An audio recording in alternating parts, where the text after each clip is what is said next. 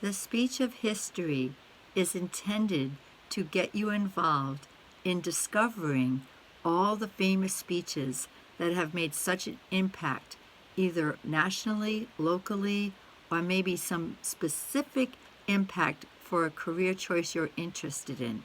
Speeches from medicine, from sports, from entertainment. They do not have to be globally known speeches to count as a speech from history. They could be very specific to your interest level. Now that we have YouTube, we do not have to go to the library and scurry for what speeches they have on hand. We have access to many, many famous speeches. Your speech is an information speech, but the purpose of it is to report on a speech that's done by somebody else.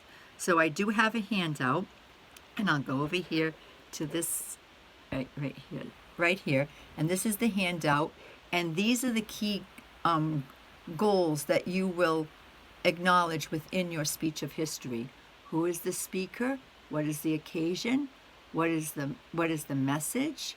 Who was the message? How was the message delivered? Was it face to face? Was it by Zoom? What was the delivery method? What channel did they use? What language did they use? Was the message being to whom was the message being delivered, and etc.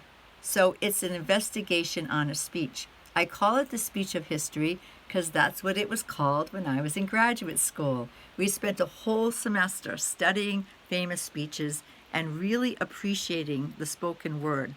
Many times, especially in honors classes, you are so focused on articles, on books, but on the written communication.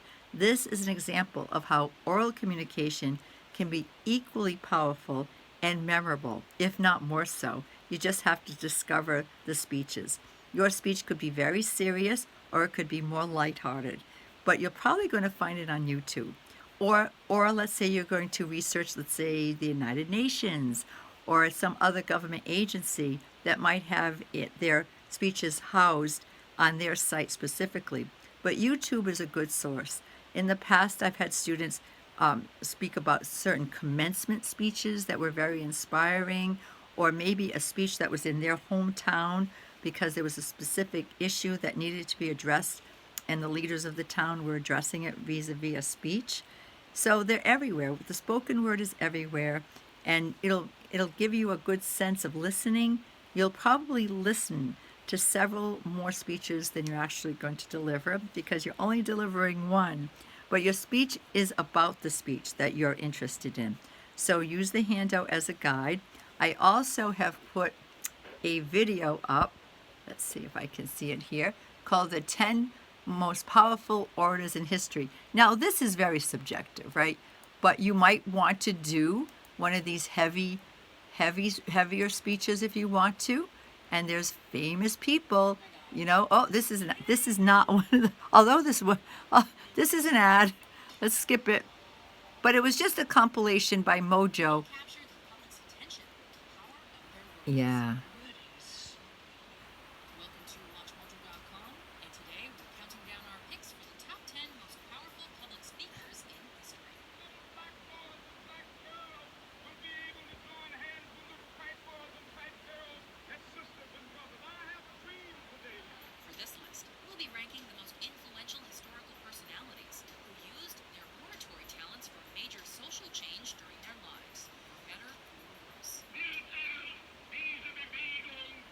Yeah. Hitler was considered to be a wonderful public speaker, and he used that power for evil.